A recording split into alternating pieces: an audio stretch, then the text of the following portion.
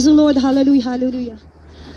Tunay nga po, nagpapasalamat po ako sa ating pinakamamahal na pong Jesus sa muli pong pagkakataon na pinagkaloob niyo po sa akin upang makapagpasalamat po sa Kanya. Although andun po talaga yung trials na dumating po sa amin, andyan po yung pagpapala ng ating pinakamamahal na pong Jesus.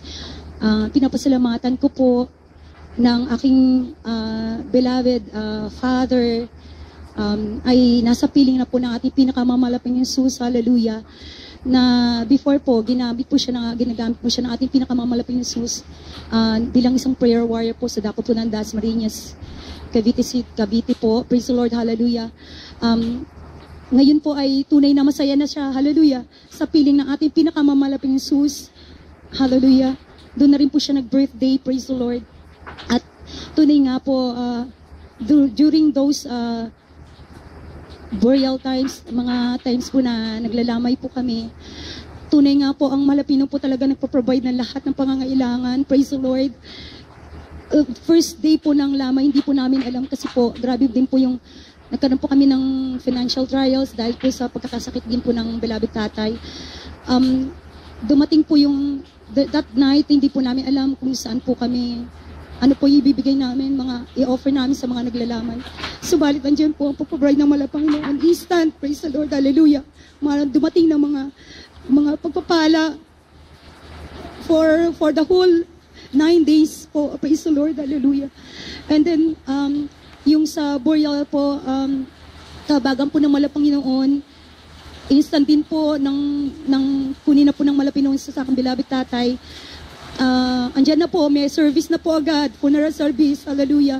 And then, hindi rin po namin alam kung saan namin nilibing. Kabagan po ng Malapinoon, libre din po, praise the Lord, na nag-provide ng, hallelujah, ng lilibingan ng tatay, praise the Lord, hallelujah. Tunay nga po lahat, provide ng ating pinakamalaping Jesus, hallelujah. At those times po na ang aking mga dalawang ate po ay nasa ibang bansa po, sila rin po ay kakaalis lang din po ng isa at yung isa po, pareho silang kakaalis lang din po dito sa Pilipinas. Yung aking ate po na galing po sa Germany ay kakagaling lang din po last August dito. So, mahirap po dahil sa work niya na makauwi. Subalit, andyan po ang habag at gabay ng Malapinoon through the first prayer of beloved Honorable Pastor ay nakauwi rin po siya. Although may mga pagsubok po na on her way to airport, andun po na nasiraan po yung train niya. So, na-late po siya. 30 minutes po bago umalis yung airplane. Inantay po siya. Praise the Lord. Hallelujah. Sino po siya para antayin, sabi niya. Nung nag-testify na po siya sa amin. Although hindi po wala po siya sa gawain natin.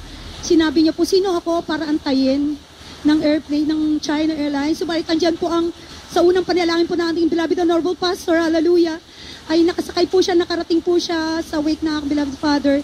And then yung beloved sister, yung sister ko rin po na galing sa Riyadh, kakaalis niya lang po ng 3 months pa lang po siya na nag-work doon.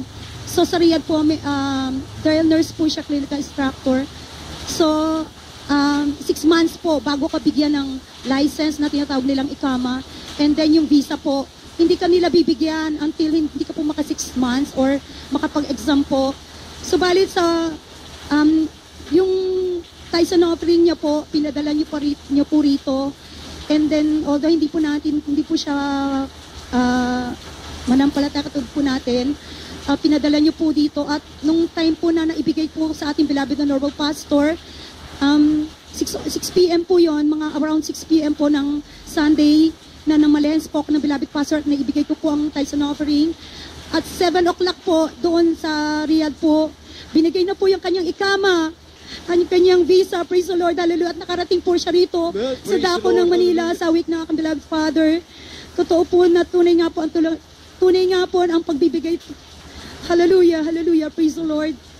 At sa kahabagan po ng Malapanginoon, sama-sama po kami magkakapatid na yun po yung pagkakataon na magkasama-sama kong praise the Lord, hallelujah.